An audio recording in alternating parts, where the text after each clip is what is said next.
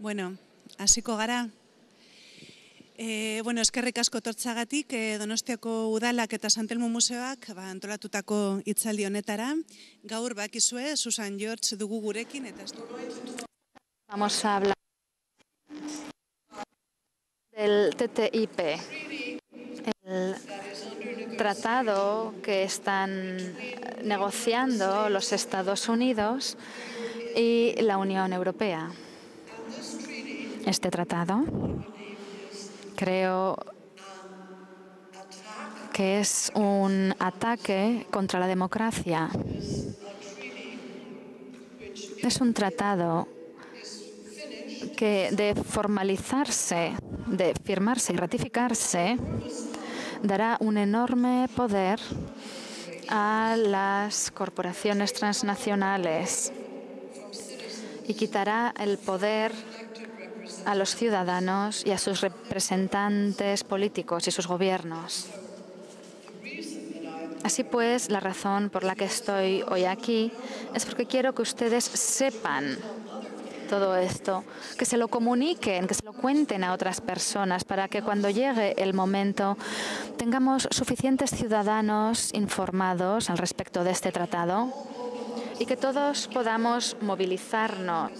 Antes de eso, voy a tener que darles muchas malas noticias. Esta tarde prepárense para escuchar muchas malas noticias.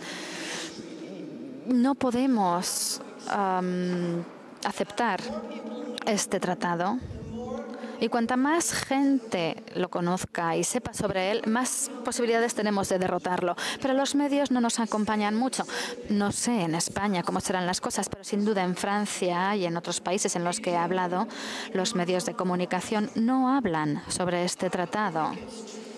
O bien piensan que es demasiado aburrido o piensan que es demasiado complicado que la gente comprenda sus implicaciones. Pero esto no es cierto, no es tan complicado como para que la gente no lo entienda.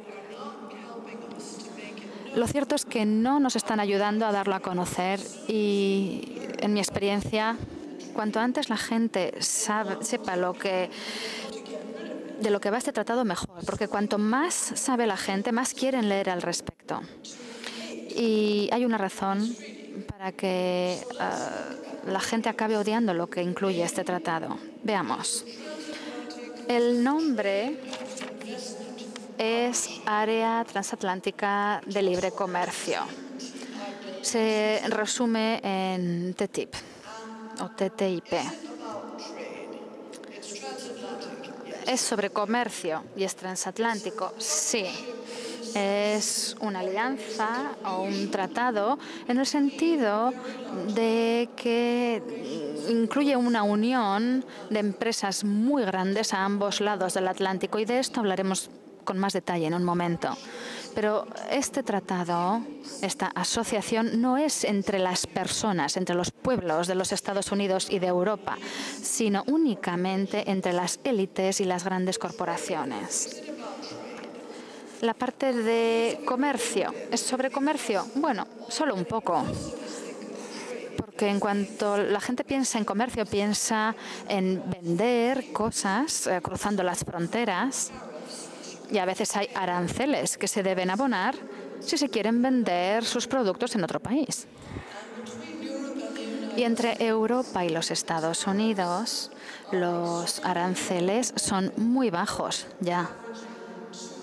De media son del 2 o el 3%, con lo cual no merece la pena hacer mucho ruido o complicarse mucho para que estos aranceles en las fronteras bajen más del 2%, al 1% o incluso al 0%. Eso no es sobre el comercio, excepto en un ámbito muy concreto, la agricultura.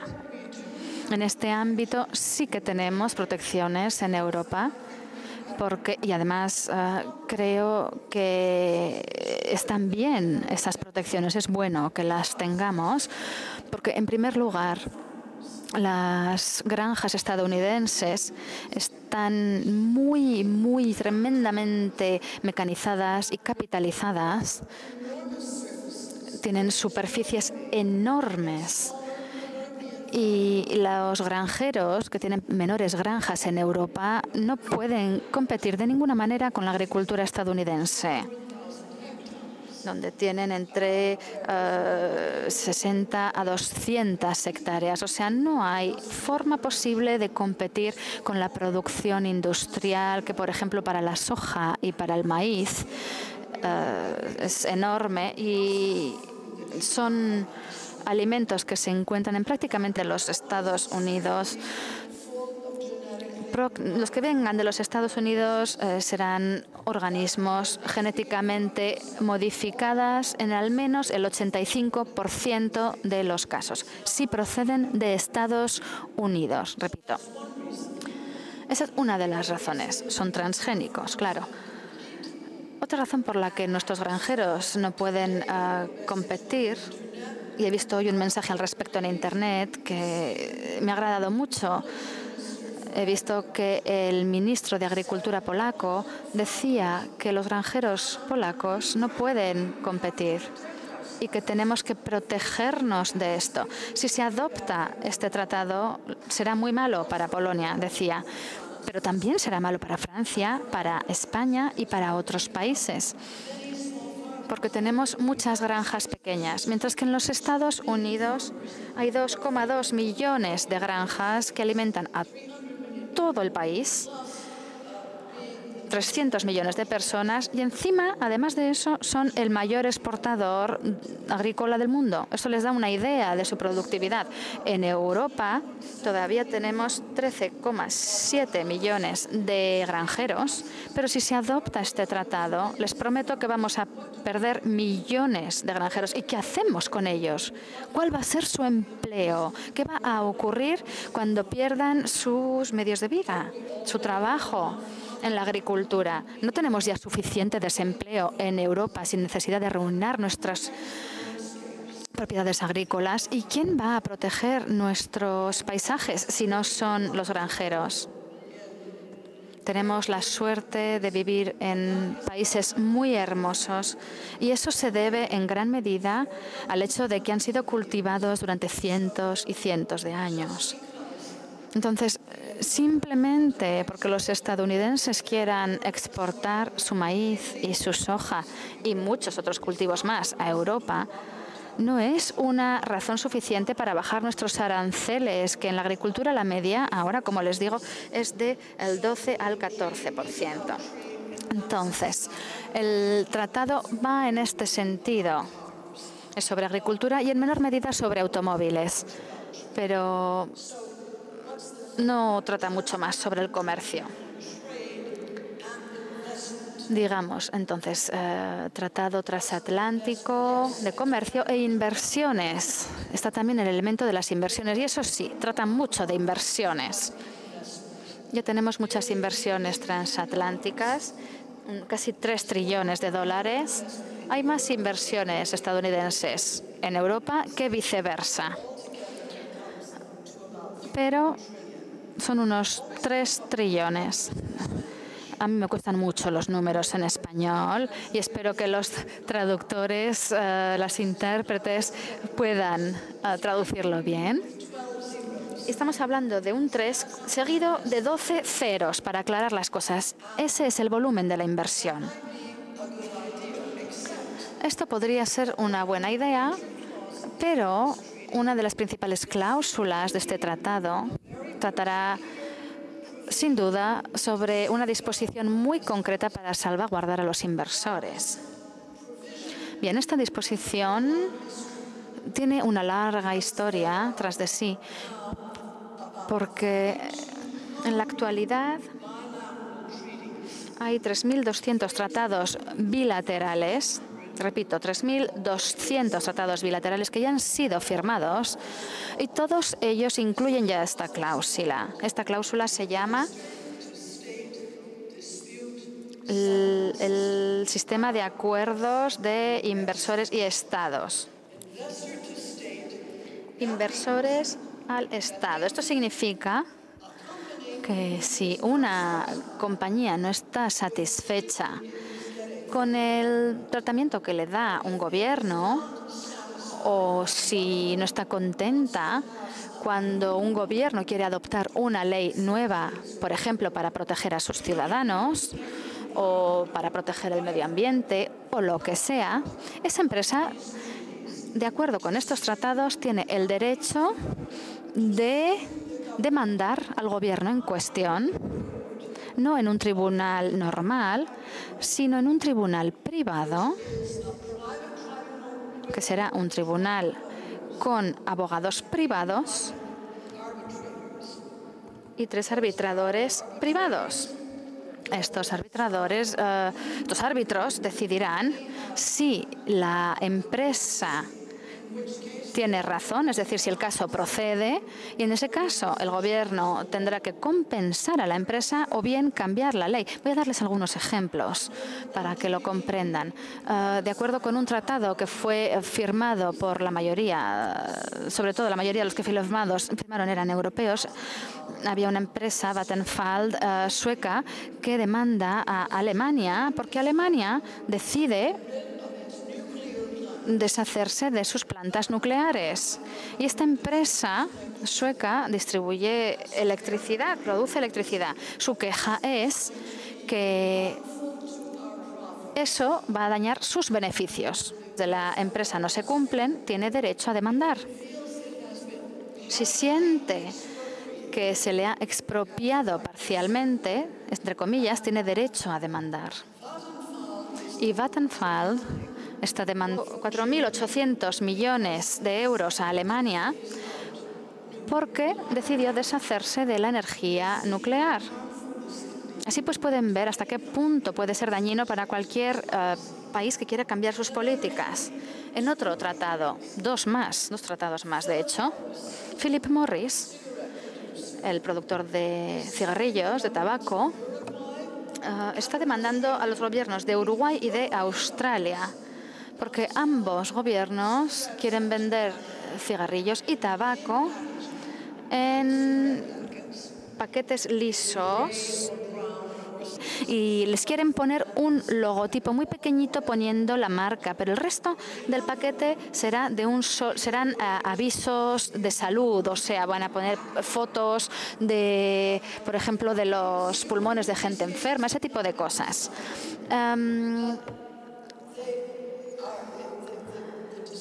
Todavía no se ha tomado una decisión respecto a estos casos, pero la decisión de los gobiernos de poner estos paquetes lisos es la de proteger la sanidad pública. Pero la empresa les dice, no, me están expropiando parcialmente.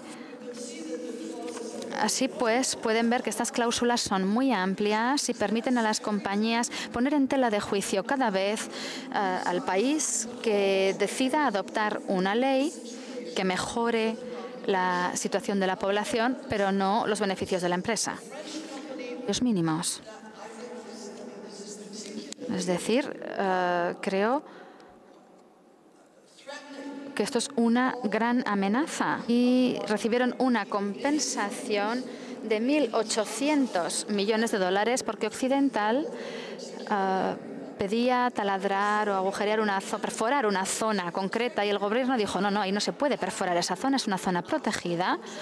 Y Occidental se dirigió a un tribunal de los que les he explicado y el tribunal zanjó diciendo que la empresa tenía derecho a perforar esa zona y que por eso precisamente habían invertido en Ecuador. Entonces el gobierno de Ecuador tiene que pagar 1.800 millones de dólares a Occidental Petroleum, una de las empresas más ricas del mundo.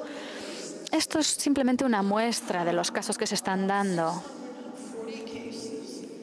Tenemos 640 casos de diferentes tratados bilaterales en estos momentos.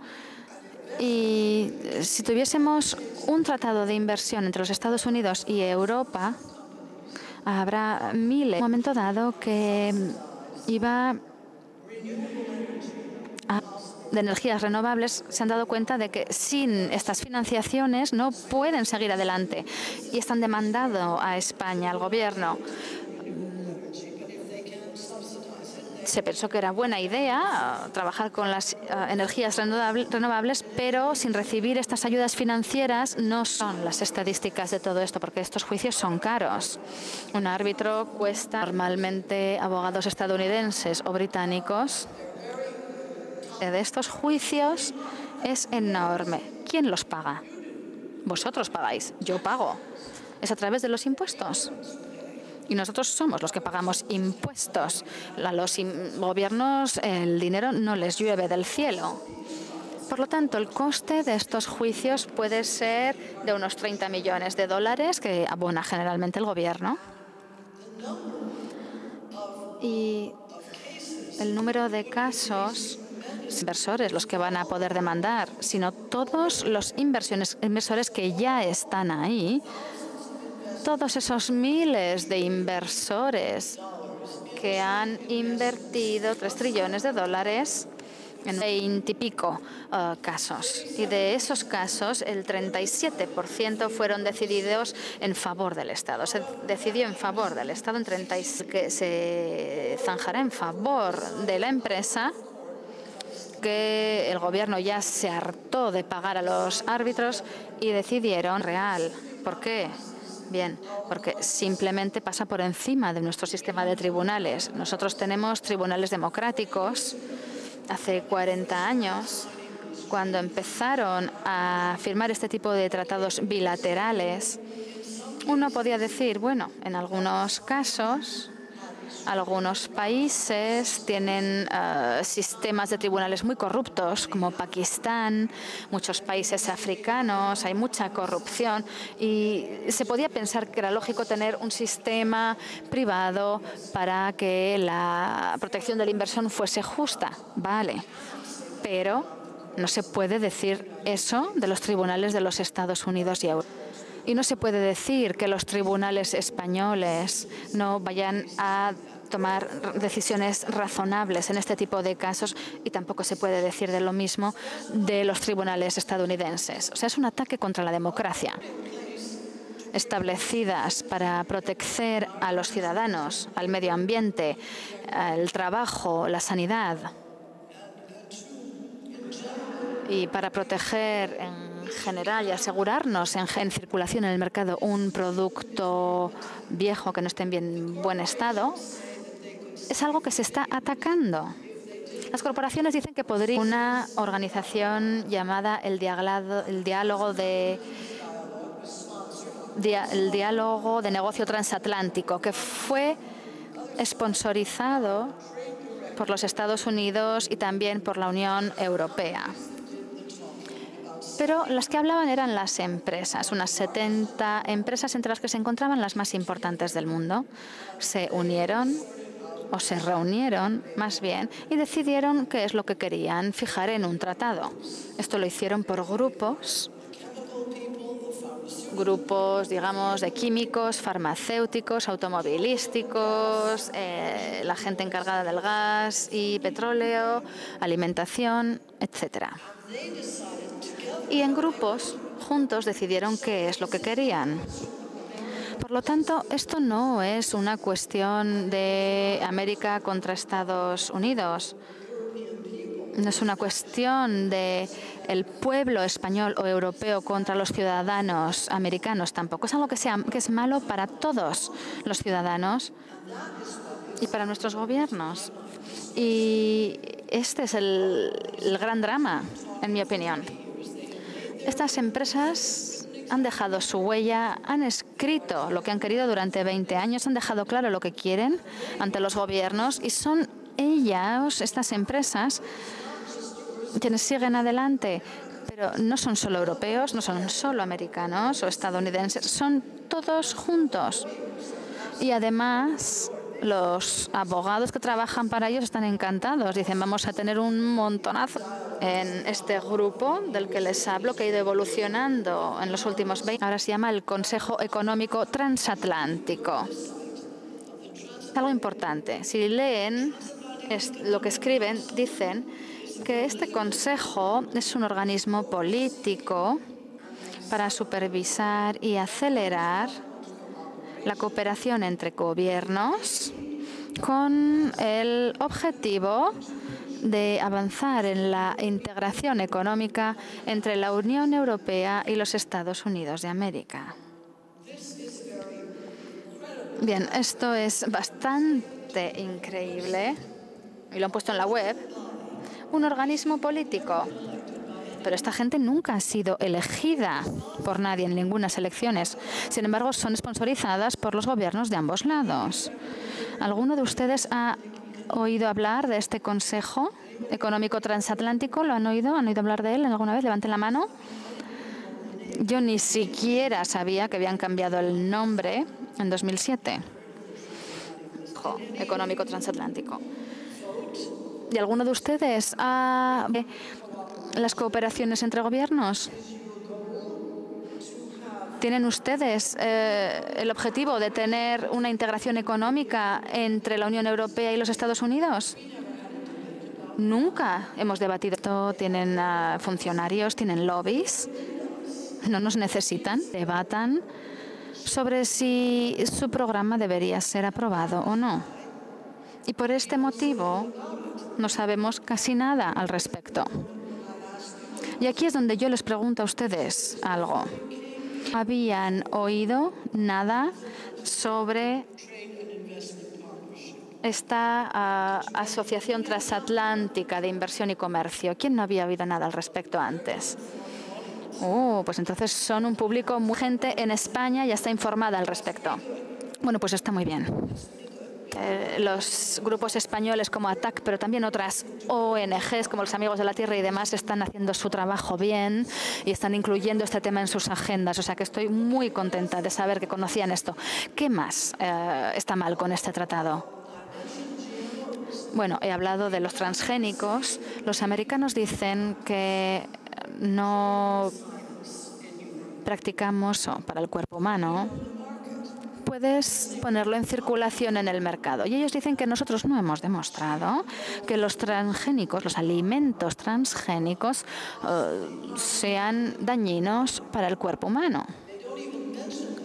Ni siquiera mencionan el hecho de que si tenemos transgénicos y los aceptamos, significa que hay 3 empresas que tienen el monopolio de todas las semillas de todos nuestros cultivos principales. Eso es otra cuestión a tener en cuenta. Lo que ellos dicen es que nosotros no llevamos a cabo, no practicamos ciencia verdadera y que tenemos que aceptar estos cultivos que no hemos demostrado que sean dañinos. Bueno, en los últimos 40 años, ambos lados han desarrollado bases de datos de productos químicos. En los Estados Unidos son 83.000 productos químicos. No sé cuántos en Europa, pero también son miles. Y todos esos productos químicos, de todos ellos, Europa ha prohibido 1.200 y ha dicho que no se pueden comercializar. Esos 1.200 no se pueden utilizar en los productos hechos en la Unión Europea ni comercializarlos. Durante ese mismo periodo, los Estados Unidos, de estos 83.000, han prohibido 5. Y eso es todo. El resto pueden venderlos libremente en los Estados Unidos.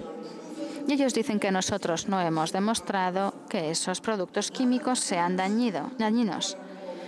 Eso incluye a los disruptores endocrinos que desempeñan un papel importante en las hormonas y que se sabe que producen cáncer de mama.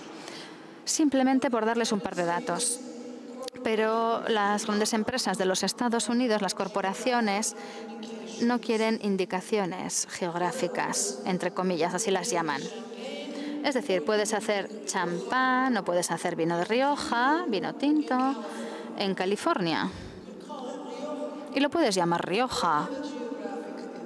Si no tienes un indicador geográfico y no tienes esa protección, puedes hacer champán en cualquier sitio.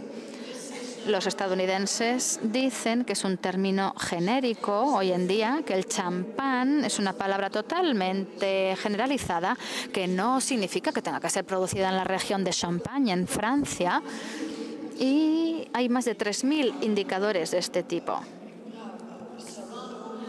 Por ejemplo, para el jamón serrano. Hay indicadores. Está para el buey Charolais en Francia, luego para los quesos también. Hay 3.200 indicadores y los Estados Unidos se han deshecho de todos ellos. Dicen que no son útiles, que no quieren etiquetas en los alimentos sin que pongan los porcentajes de transgénicos ni de otras cosas tampoco. Les daré un par de datos sobre los alimentos. Las hormonas y los antibióticos en el vacuno, en el buey, están autorizados en Estados Unidos, pero prohibidos en Europa. La trazabilidad de la carne, es decir, saber de dónde procede la carne que comes, es algo imposible en Estados Unidos y es obligatoria en Europa. La proporción de transgénicos en la alimentación de los animales permitida es de un 80% en Estados Unidos y de un 5% en Europa. Y luego las harinas animales, que se hace moliendo huesos de animales y que se da como alimento a los animales y que sabemos que dio lugar a las vacas locas, es algo que está autorizado en los Estados Unidos y que está prohibido en Europa. Son solamente unos ejemplos. También tenemos que preocuparnos de los sindicatos. Te pueden demandar si subes los salarios mínimos. Lo hemos visto. Entonces, cualquier cosa puede ocurrir. Sabemos que va a haber ataques contra los estándares laborables. Seguro, los Estados Unidos no han firmado, no, solamente han firmado 2 de 8 convenciones internacionales respecto al trabajo, sobre el trabajo infantil, etcétera. Los Estados Unidos no firman estas cosas. Sin embargo, todos los países europeos y otros países civilizados han firmado estos tratados laborales internacionales. Pero los Estados Unidos se intentan deshacer de todo tipo de protecciones para los trabajadores. Alegan que son protecciones caras y que son innecesarias y que no hay razón alguna para que los inversores estadounidenses en Europa tengan que aplicar estas leyes tontas. También tenemos que preocuparnos por las pequeñas y medianas empresas, las pymes, porque estas empresas tendrán acceso, bueno, aunque Europa dice que tendrán acceso a los tribunales, yo creo que este tipo de tribunales van a ser demasiado caros para ellas. Y además, por ejemplo, los austriacos que se han unido en su propia federación de pymes han hecho una declaración en contra de la TTIP y dicen, por ejemplo, que saben muy bien, puesto que generalmente son proveedores de empresas mucho mayores, y como son sus proveedores, dependen de solo unos pocos clientes, y dicen que saben que estas grandes empresas podrían fácilmente dirigirse a los Estados Unidos e invertir en el sur, porque la mitad de los Estados Unidos no tienen leyes que favorezcan el trabajo. Es algo que se puede hacer a nivel estatal. Y las pequeñas y medianas empresas tienen miedo de que sus grandes clientes les dejarán y que se irán a los Estados Unidos porque no podrán seguir y que las grandes corporaciones encontrarán proveedores en los Estados Unidos y pagarán menos, porque además los salarios también son menores en los Estados Unidos. O sea que esta historia afecta a todos. Hay algo contra la agricultura y los granjeros. Hay algo que perjudica a los trabajadores. Hay algo que perjudica a las familias que están intentando alimentar correctamente a sus niños. Seas quien seas, te vas a ver atacado en un nivel u otro de tu estilo de vida, de tu calidad de vida, y hay intereses ofensivos en estas negociaciones comerciales. A los estadounidenses les interesa mucho atacar nuestros sistemas sanitarios y educativos. ¿Por qué? Bueno, porque tenemos sistemas sanitarios y educativos de bastante buen nivel. Y ellos quieren sacar tajada de esto. Otra historia más que quiero contarles, y luego ya les voy a pasar la palabra a ustedes, es que los eslovacos, después de haberse liberado de la influencia soviética y de la República Yugoslava, decidieron que iban a privatizar su sanidad, su sistema sanitario. O sea, el gobierno privatizó todo y fue un desastre. 10 años más tarde, todos querían volver a lo que tenían antes. Se deshicieron del gobierno, les echaron y querían volver a recuperar su sistema sanitario público. Y lo hicieron, pero inmediatamente 2 empresas holandesas les demandaron, de acuerdo con un tratado, porque decidieron que estas empresas holandesas no proporcionarían más seguros médicos ni más servicios sanitarios. Lo cierto es que no sé cuál ha sido el resultado de estos juicios, pero es probable que las empresas holandesas acaben ganando. Ha habido muchos ataques contra los nuevos países del este de Europa. No obstante, ya tenemos una gran victoria. Tenemos una victoria en el sentido de que los pueblos de Europa se han unido, la gente de Europa se ha unido en este tema. Es una historia un poco larga. Empezó con un grupo de personas, entre las que me incluyo, que hemos intentado llevar a cabo iniciativas ciudadanas para que la gente pueda expresar lo que quiere a través de estas iniciativas, y hemos hecho que la Comisión Europea tenga un debate al respecto. Hemos firmado los papeles, todos los documentos que había que firmar. Hemos hecho una solicitud a la Comisión Europea que ha sido redactada por abogados alemanes. La Comisión rechazó la cuestión que queríamos plantear.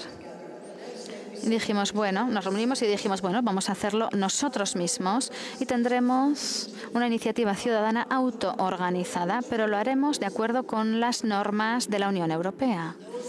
Y esas normas son que necesitas tener 1 millón de votos, 1 millón de firmas, más bien, en un texto, y tienen que proceder de 7 países de la Unión Europea que hayan cubierto su cuota. La cuota es fijada por la Unión Europea y depende de la población. En Francia es 55.000, en España es 45.000 más o menos, en Alemania es 70.000, pero tienes que cubrir ese número mínimo de firmas.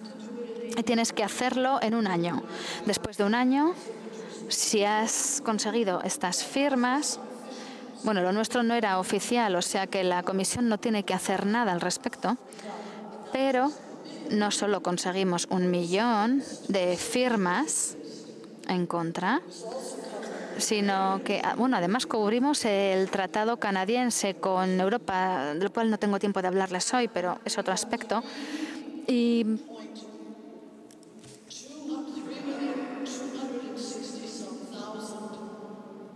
conseguimos 3.265.000 y pico firmas procedentes de todos los países de Europa, del este y del oeste de Europa, salvo Estonia, Letonia, Lituania y Malta y Chipre. Todos los demás países cubrieron sus cuotas. España lo hizo, hasta Portugal en último minuto. Por lo tanto, es una victoria y esto significa que la gente cada vez está mejor informada. Lo que yo quiero preguntaros esta noche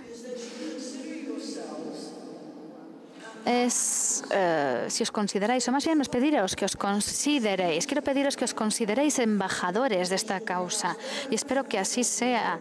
Creo que hoy estáis ya un poquito mejor informados de lo que estabais antes de llegar aquí, Espero que hagáis preguntas y que estéis ahora en situación de poder explicar a otras personas qué significaría para ellos que nos impusieran este tratado. Porque no solo va a afectar a los bienes, no solo a los farmacéuticos, a los productos farmacéuticos, productos químicos, ni los alimentos, también a los servicios. Y se intentará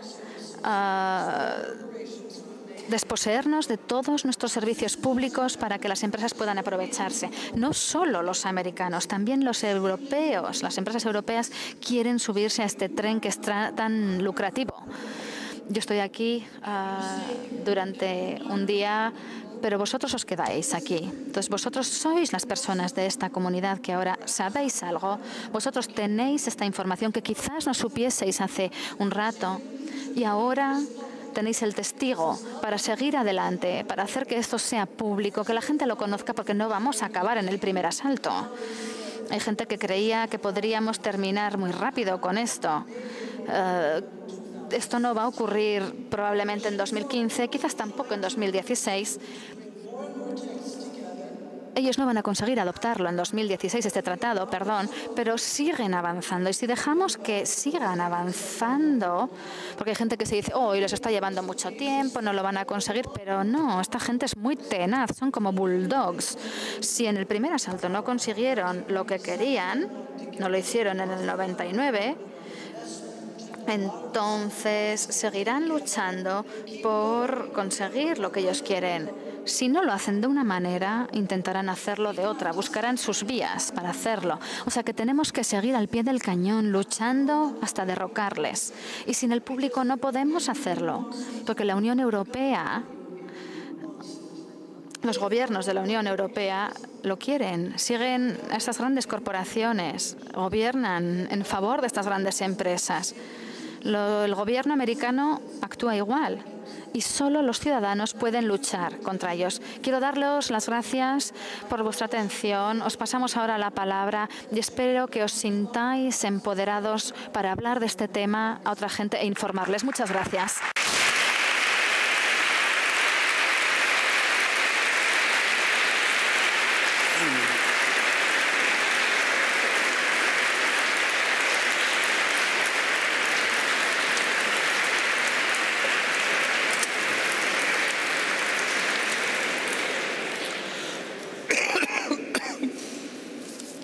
Bueno, orain dugu beti bezala. Tenemos, como siempre, un momento para hacer comentarios, para hacer preguntas.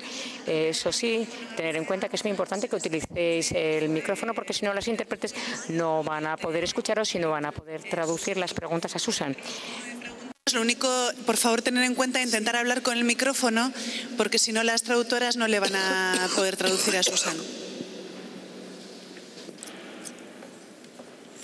Can the interpreters say something so I can see if I can hear them? Do you want to say something? No, I want the interpreters to say something to me. Ah, okay, yeah. Buenas noches. Pertsona bat, ez dakit mikrofon hor beste bat dago atzean, baina gero zu. Hay una Susan no persona está ahí. escuchando, me parece. Yes. Sí, buenas noches. Muchas gracias, Susan, por tu exposición. Una pregunta. Creo también que el tratado contempla una especie de comisión bilateral que, aunque ahora algunos temas entren por la baja, luego esa comisión tiene potestad para ir cambiándola y, lógicamente, pues favoreciendo los intereses de esas multinacionales que has dicho. Hang on, I got the wrong channel. Okay. Is it... Tengo el canal incorrecto, lo siento. Channel. What's the number of the channel? I think it's number 3. I touched that side. I was trying. Yeah, really. Yes, right. Okay. So there's. Oh no! God, this is terrible. I hear myself. This is awful. Ahora se oye a sí misma.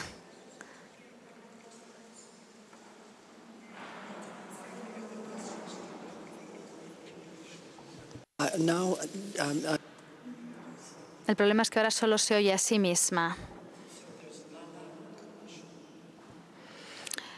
Igual se puede repetir la pregunta y traducimos otra vez. A ver. La persona que hacía la pregunta, por favor, ¿podría repetirla? Gracias. Perdón, que tenemos aquí problemas con el audio. La persona que ha preguntado puede volver a repetir, por favor, que no le hemos oído bien.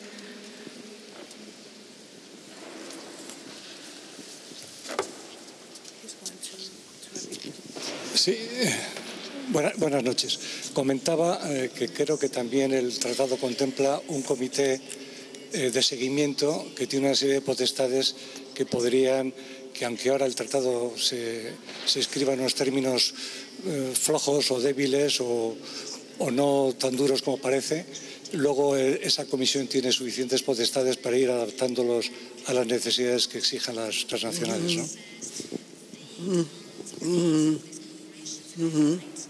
Yes, you're right. Y efectivamente, tiene usted razón. Así es. Es lo que se llama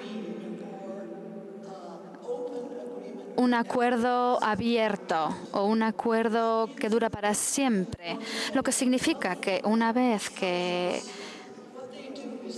has reunido a suficientes sujetos, ambos lados aportan papeles o informes e intentan unirlos, fusionarlos en uno. Aquellos aspectos en los que no están de acuerdo los ponen entre paréntesis y luego debaten aquello que está entre paréntesis. Y si deciden que, bueno, ya tenemos ahora suficientes cosas que hemos aclarado, nos hemos puesto de acuerdo en ellas, y entonces lo firmamos, y ese va a ser nuestro acuerdo.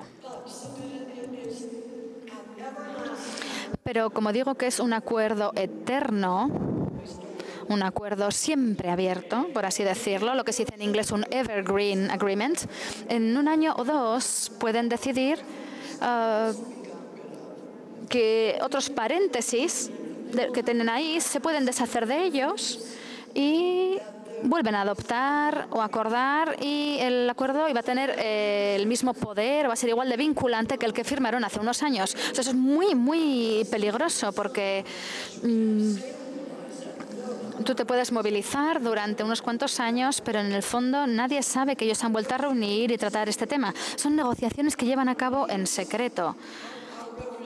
Nos basamos en ligas y sé que es un poco larga esta explicación, pero voy atando cabos. Después de las negociaciones de julio de este año, los estadounidenses estaban furiosos porque había fugas. Pensaban en el lado europeo. Y pensaban que ya había unas precauciones muy estrictas en su aplicación. Incluso los funcionarios gubernamentales, creo que incluso que ni siquiera los ministros pueden leer estos textos a menos que vayan a Bruselas o a la Embajada de los Estados Unidos, a una sala securizada donde pueden leer el texto, pero ni pueden hacer anotaciones, ni pueden fotocopiarlo. Es una locura. Nadie puede leerlo. Se supone que nadie puede leerlo. Entonces, no podemos saber lo que escriben en cada uno de esos párrafos. Es imposible y nadie nos va a informar de ello. O sea que tiene usted toda la razón. También es una razón de peso para acabar con esto. Next question. Gabón. Noches. Por tanto, si un gobierno va en contra de una inversión de una empresa, por ejemplo, y si esa empresa denuncia a ese gobierno, también sucede lo contrario, es decir, si una empresa va en contra de una inversión de un gobierno, ¿qué es lo que sucede si es al revés? Es decir, el gobierno entonces denuncia a la empresa, es decir, por ejemplo, un gobierno puede tener muchas bibliotecas y, por ejemplo, imaginemos que abre una biblioteca, la llena de libros, hace una inversión en una biblioteca y de repente aparece la empresa Amazon y destroza o va en contra de la inversión del gobierno. ¿El gobierno puede ir en contra de la empresa? ¿Puede demandar a la empresa en el caso contrario? I think the government would. No, el gobierno, bueno, todos los gobiernos tienen una oficina de impresión y no creo que Amazon pudiese quejarse de esto. Bueno, yo no soy jurista, debo empezar por ahí. La pregunta es muy interesante, pero posiblemente Amazon podría insistir en que ellos también tienen derechos de distribución sobre las publicaciones gubernamentales. Esa es otra posibilidad. No me atrevo a decir sí o no, porque realmente es una cuestión legal y no me siento con la seguridad de decirle sí o no, pero desde luego la pregunta es muy interesante, el ejemplo que has puesto. Ellos no sé si podrían competir con las cuestiones que son públicas, salvo lo que algunos servicios como el Poder Judicial, el Ejército, la Policía, el clero, los registros de nacimientos y de funciones, pero no sé con todo lo demás. Aurrean, bai.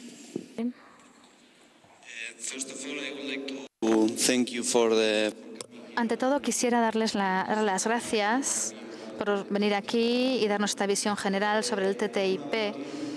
He sabido desde hace un tiempo sobre el TTIP, pero usted nos ha explicado algunos de los ejemplos. Nos ha dicho que es un tratado de mínimos, por lo que he entendido, y nos ha dado algunos ejemplos de mínimos que afectan sobre todo a la Unión Europea. ¿Habría algún ejemplo de algún cambio de leyes, algún cambio legislativo aquí dentro de la Unión Europea que implique algún cambio en los Estados Unidos? To sue a French company or a Spanish company that had invested in the United States would be able to sue the American. Francesa o española que haya invertido en los Estados Unidos puede demandar al gobierno estadounidense. Podría hacerlo. Podrían que el gobierno estadounidense se retracte de tal y tal ley. Eso ocurre a menudo. En el caso de los Estados Unidos en el NAFTA, que es el acuerdo entre Canadá, Estados Unidos y México. Y ha habido muchas demandas en contra del gobierno canadiense.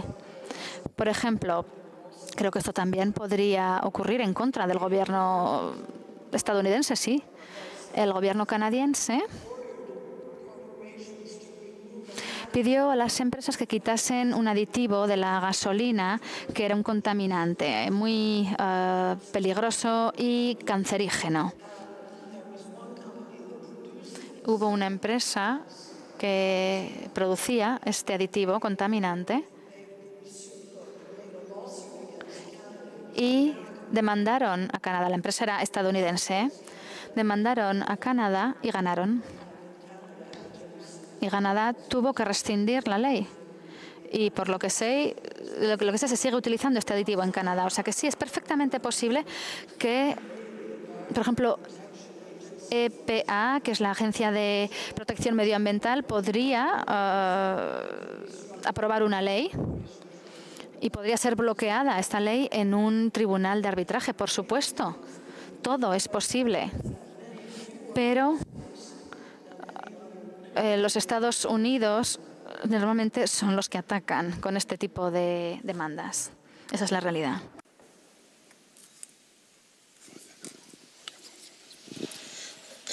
Usted ha dicho muy bien que el gobierno de Estados Unidos trabaja para las grandes empresas y la Comisión Europea hace lo mismo. Y también ha dicho que los únicos que podemos hacer algo somos los perjudicados y las perjudicadas, que somos nosotros. Y ha dicho que lo contemos a nuestros amigos y amigas. Con eso estoy totalmente de acuerdo. Pero yo creo que esos gobiernos se pasan por el forro lo que voten 3,5 millones, aunque sea muy bonito que hayamos votado en contra, pero es da lo mismo exactamente. Entonces mi pregunta es, ¿qué pasos legales quedan para que se salgan con la suya? Es decir, ¿qué falta de firmas secretas y de ratificaciones y de votaciones de plenos de parlamentos? Gracias. They have to, Bueno, tienen que firmar el tratado y luego tiene que ser ratificado. Y todavía no sabemos si tiene que ser ratificado solo por el Parlamento Europeo o si cada Estado tendrá la posibilidad de ratificarlo individualmente. Y no lo sabemos por la simple razón de que la Unión Europea, con el Tratado de Lisboa de 2007, una de las malas cosas que salieron de este Tratado de Lisboa fue que tenemos que la competencia de la Comisión decidió ser una competencia única en el ámbito del comercio. Antes, todos los países estaban presentes en estas negociaciones.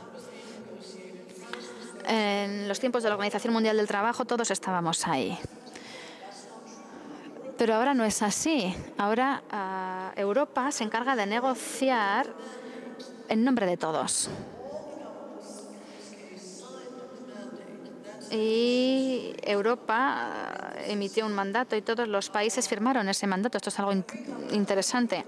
Cada gobierno de la Unión Europea firmó un mandato,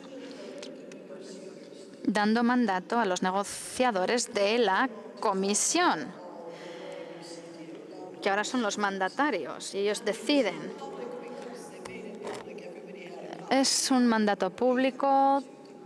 Esto se puede leer si quieren.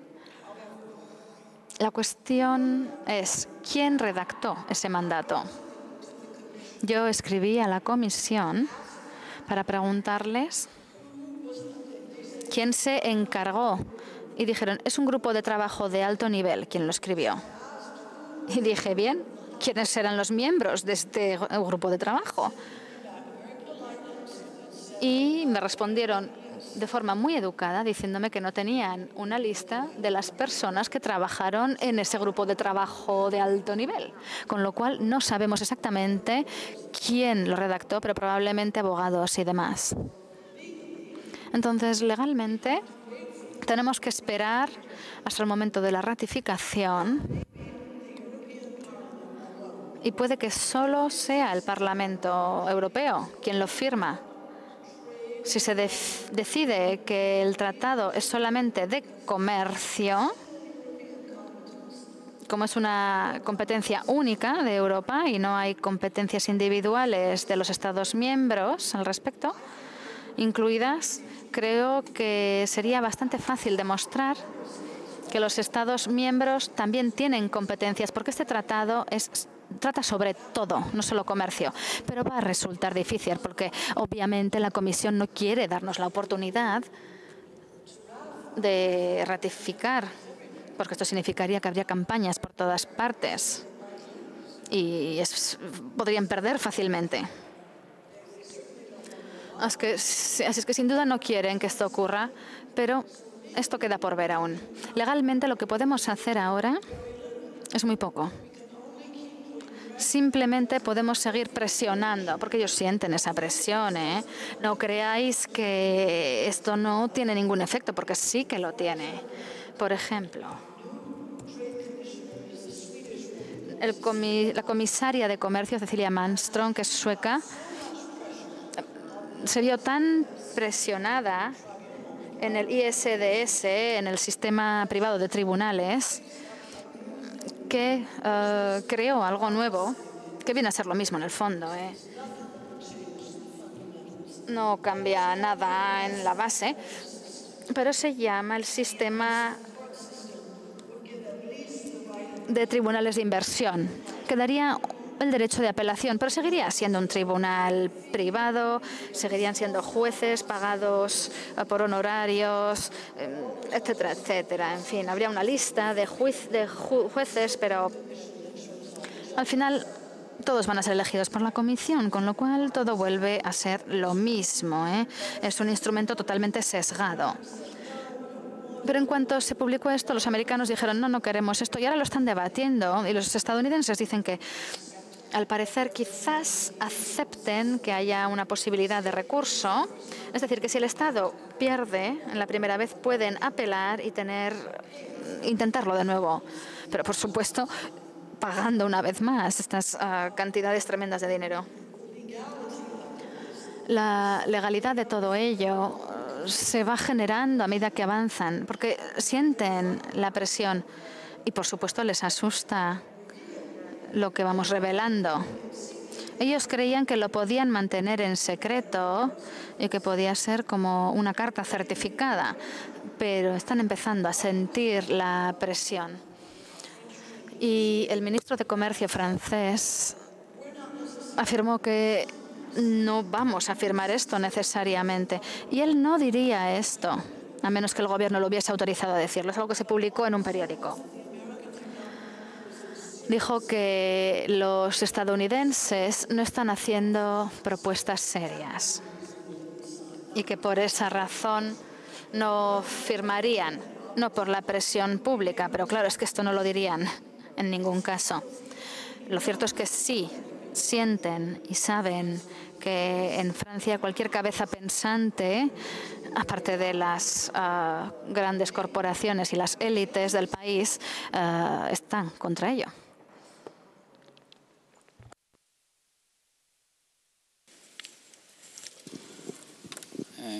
Hello, just one question. Sí, solo una pregunta relacionada con lo que se ha dicho antes. El poder del Parlamento Europeo, si tienen que ratificar este tratado, teniendo en cuenta la importancia de este tratado y sus posibles consecuencias, los partidos políticos incluyen este tratado en sus programas y lo hacen públicos. ¿Se hace pública cuál es su posición ante este tratado? The EPP. Hasta ahora, esta es la tecnología que se vuelve contra nosotros. El Partido de los Pueblos de la Unión Europea, el EPP, está a favor. Los socialistas están intentando jugar con ambas posiciones. Sigmar Gabriel, de los socialistas alemanes, uno de los grupos más importantes en el Parlamento Europeo, están intentando poner condiciones, decir sí, si se hace así, sí, si se hace así. Algunas de las propuestas les parecen correctas y en general lo han aprobado, pero no están en una buena posición para hacerlo en Alemania, porque sus votantes se están mostrando cada vez más en contra de este tratado. Incluso las pequeñas empresas no tienen la misma fuerza que la Federación Austriaca, que ha dicho claramente que no la quieren, pero la Federación Alemana también está muy preocupada con todo esto. O sea que los socialistas están ahora en la cuerda floja. Todo está entre los verdes, la Izquierda Unida, la facción de los verdes suecos, ese tipo de grupos que se muestran en contra, y la extrema derecha también está en contra. Y los centroliberales no lo sé, no han hecho mucho ruido al respecto, pero hay que hablar con los parlamentarios, por supuesto, para saber qué piensan.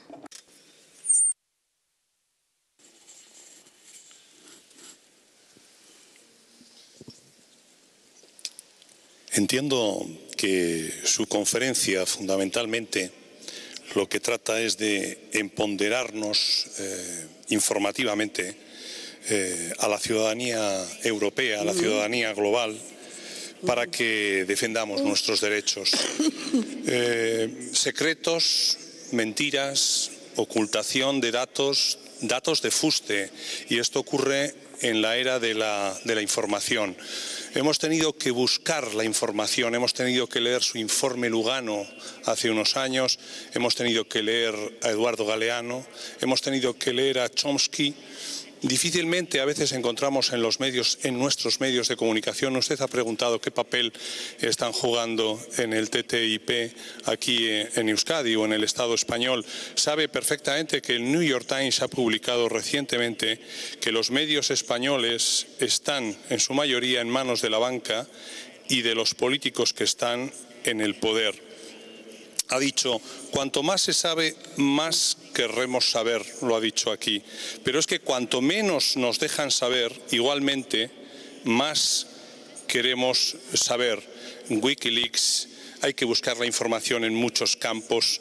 En fin, entiendo que estamos en una era en la que la ciudadanía está bastante narcotizada por los grandes medios de comunicación. Mi pregunta, después de hacer esta reflexión, de alguna manera ya lo he apuntado, pero ¿cómo se puede parar todo esto? Y no solo me refiero al tratado, que sí, sino a ese modelo impuesto desde las élites todopoderosas que va más allá del TTIP, que creo que es un síntoma también de todo esto, porque entiendo que se puede parar, ¿no, señorita George?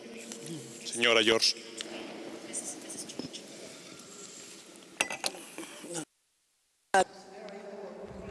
Bueno, esta es una pregunta de peso y no tengo una respuesta.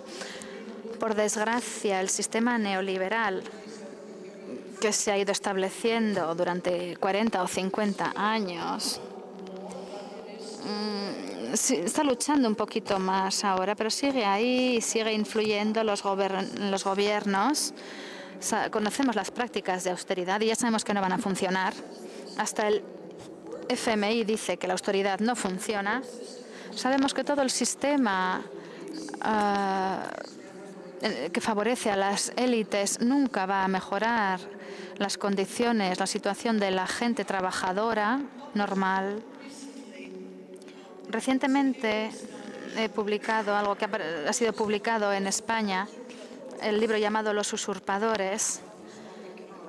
Ecaria lo ha publicado, que es mi editorial habitual aquí, y es sobre las corporaciones transnacionales y los lobbies. Hay un capítulo largo sobre el TTIP, pero eso es solamente un aspecto. Tiene usted toda la razón. Las corporaciones transnacionales son importantes en este esquema en el que se da el poder a las élites, los bancos y las grandes empresas, pero no son los únicos. El conocimiento, sí, estoy de acuerdo. La información y el conocimiento también pueden ser un arma y por esa razón he dedicado parte de mi vida en viajar informando a la gente. Porque hace muchos años, cuando yo empecé en todo esto, bastaba con decir, bueno, Estados Unidos fuera de Vietnam. Con eso la gente te entendía y no necesitabas hablar durante media hora o 40 minutos. La gente ya sabía con esa frase de qué hablabas. Podían no estar de acuerdo, pero sabían de qué hablabas. Y luego cuando decíamos stop al apartheid, basta el apartheid, la gente nos entendía. Y ahora ya no es así. Necesitas más conocimientos. Si no tienes conocimientos, no puedes seguir el tema. Y la complicación de la política es lo que hace que mucha gente se desanime. Por eso yo intento ser lo más simple y clara posible.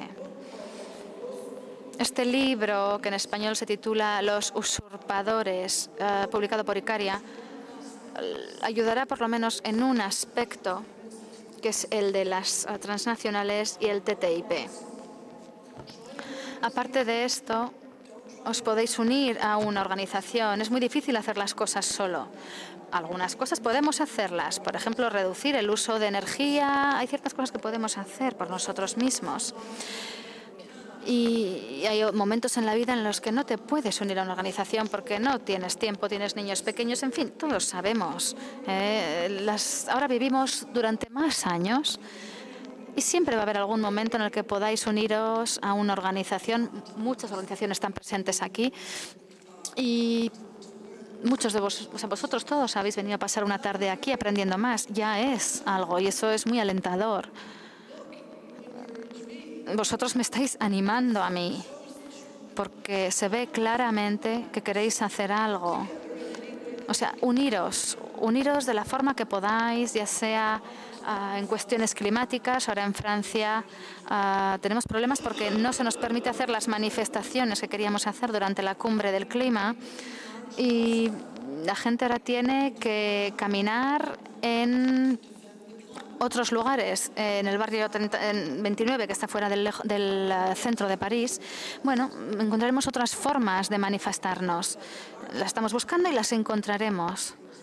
Pero estas manifestaciones, estas caminatas que teníamos previstas ya no se pueden hacer en el centro de la ciudad.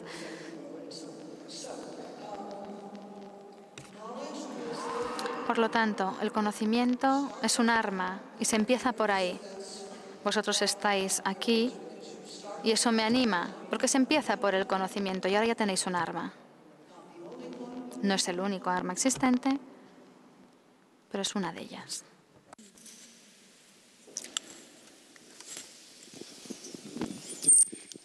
Bueno, en primer lugar, muy agradecido por su explicación. Se me ocurre preguntar una cosa que no me ha quedado suficientemente clara.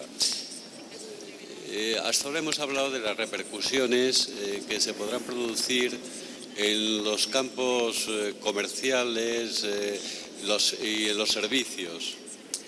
¿Qué intuye usted que puede pasar en el tema financiero? Si se va a liberalizar o neoliberalizar mucho más el tema del campo financiero, ¿qué es lo que intuye usted que puede pasar en este sentido? Gracias.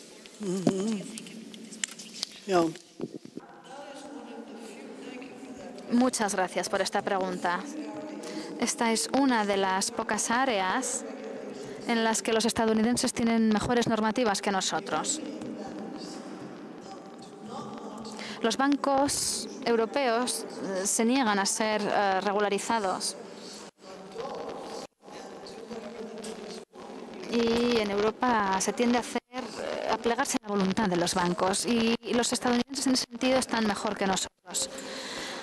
Este es un ámbito en el que deberíamos asegurarnos de que se aplicaran nuevas normativas. Pero no quiero que las normativas de los bancos pasen por el TTIP. No tiene que pasar por ahí. Pero sí es verdad que hace falta más normativas para los bancos, igual que para cualquier otro inversor.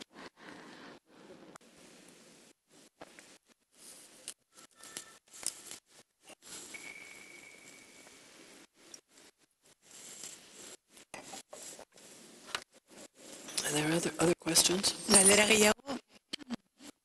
¿Alguna pregunta más? ¿Alguna pregunta más? Sí. Aquí delante. What time do you want to stop?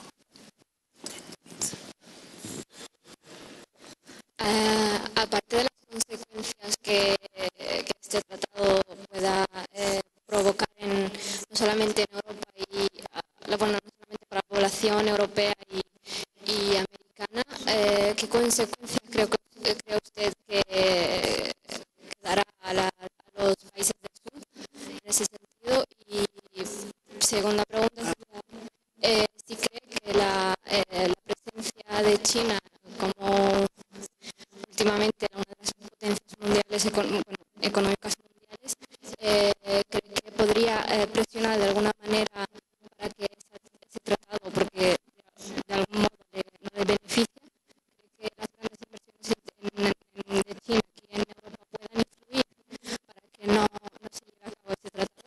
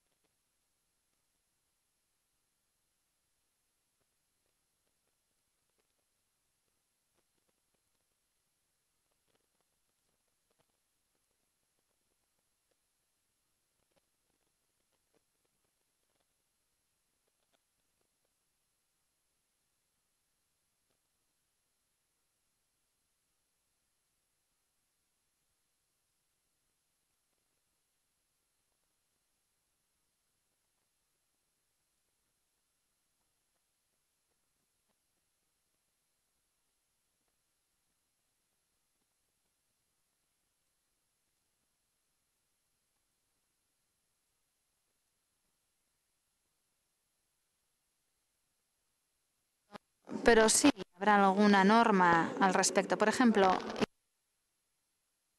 salirse del acuerdo energético.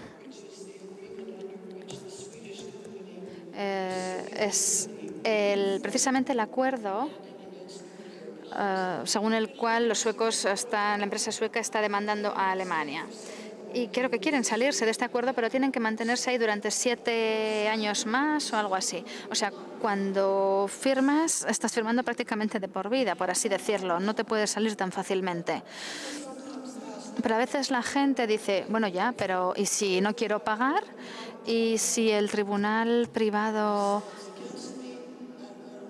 toma una decisión contra mí y yo no quiero pagar? Como gobierno, yo no quiero pagar a esta empresa que me ha demandado. Bien, lo que sucede en ese caso es que cualquier Estado que forma parte de este tratado puede impedir tus exportaciones. Puede simplemente no pagarte por tus exportaciones. Hay sanciones que se van aplicando en estos casos. Esto no es un buffet libre. Así pues, si Ecuador dice no vamos a pagar,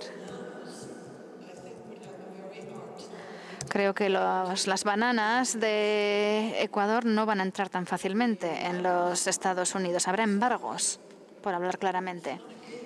O sea que no es ninguna broma. Look, if there are not any dire and pressing questions, Ninguna pregunta urgente. Quisiera pedirles comprensión porque me estoy quedando sin pilas para hablar. Y a ver, si hay preguntas realmente urgentes y muy importantes, levanten la mano y quizás podemos hacer una o dos más, pero...